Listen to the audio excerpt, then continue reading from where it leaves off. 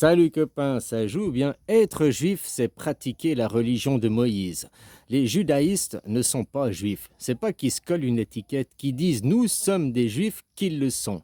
Être juif vient du verbe être présentement, donc faire les choses aussi, pas seulement croire les choses. Eux, ils sont de confession juive, la confession juive, pas la pratique juive.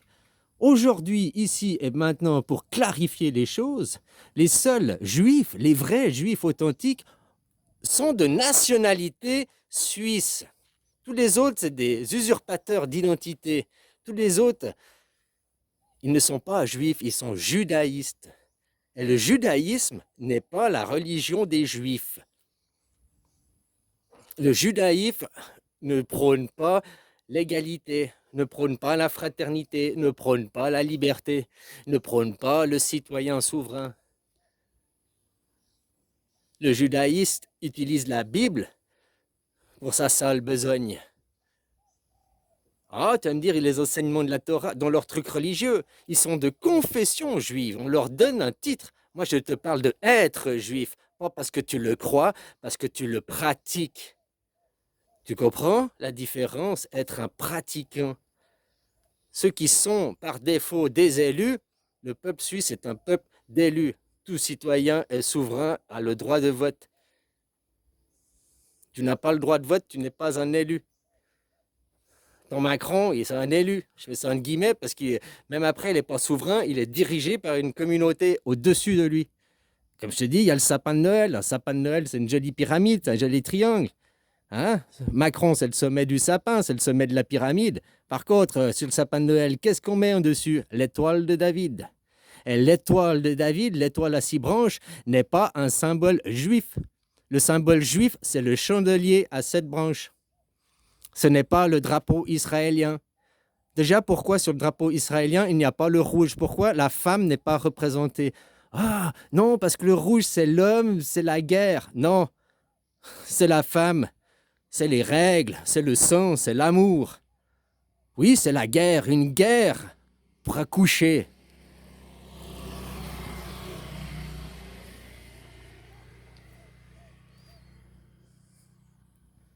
Donc ces choses, c'est juste la royauté, la souveraineté, le masculin, quoi. Bon, bref, c'est des guignols, c'est des êtres primitifs, avec une religion primitive, avec des pensées primitives, une philosophie primitive qui veut seulement faire la guerre, semer le chaos, la destruction en t'imposant leurs propres pensées. Tu vois même des petits capots de merde comme Sarkozy, là, le futur bagneur. Là. Il va aller être envoyé au bagne, ce gars. Haute trahison pour la France, haute trahison des juifs, des vrais juifs.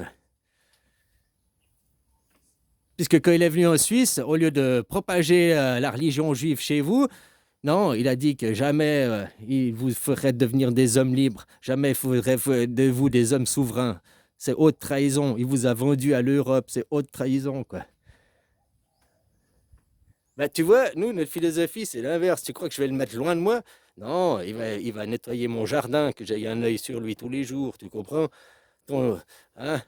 Hey, tes amis près de toi, mais tes ennemis encore plus près, quoi. Bon, bah, ces gens, de toute façon, dans leur philosophie, normalement, je ne devrais pas m'en occuper parce qu'ils vont tous se suicider. Dès qu'ils sont immaculés, pris au mur, ils se suicident pour. Hein?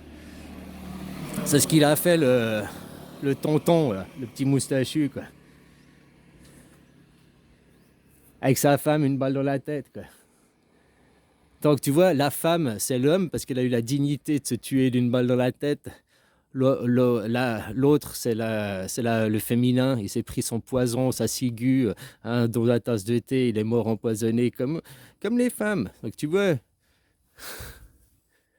qui est l'homme, qui est la femme? On te donne des mots, des définitions, mais la définition biologique de homme et la définition biologique de femme, c'est la définition biologique. Mais la définition dans la Bible de homme et la définition de femme, elle est inversée. Ce que toi, biologiquement, tu appelles un homme, eux, ils l'appellent une femme.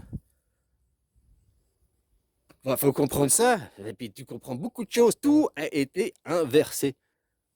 Tout ce qu'eux, ils appellent le bien, c'est le mal, en réalité. Ils font que la guerre, l'imposition, Et pour non changer, ceux qui veulent faire la guerre en 2027, c'est des ultra-conservateurs. Ultra-conservateurs. Tu vas me dire, c'est bien d'être conservateur, mais ils veulent conserver quoi? Les énergies passées, la destruction, la mort, le mal. Ils veulent conserver leur pouvoir, conserver leur monnaie, leur argent, leur empire. C'est ça qu'ils veulent conserver. Ils disent non, on va protéger, c'est pour les Amériques, alors que c'est que des pensées égocentriques qu'ils ont. Mais ils disent que c'est pour les autres. S'ils étaient pour les autres, ils lutteraient pour mettre une démocratie directe. Ils mettraient pour mettre le peuple souverain. Pas imposer aux autres pays, aller faire la guerre pour imposer la démocratie aux autres pays, mais déjà imposer la démocratie dans son propre pays. Ça commencerait par ça, quoi.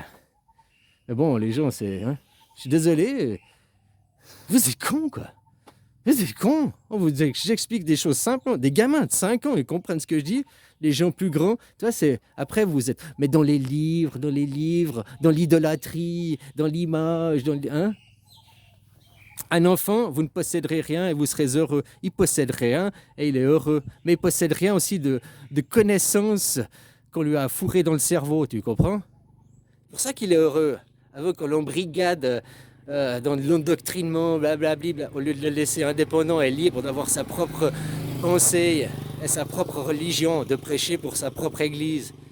Que tu veux être fanatique, rejoindre les catholiques ou avoir un roi, tu veux être un fanatique, tu veux pas être ta propre église. Ta propre église, c'est être citoyen souverain. Allez, bisous, copain.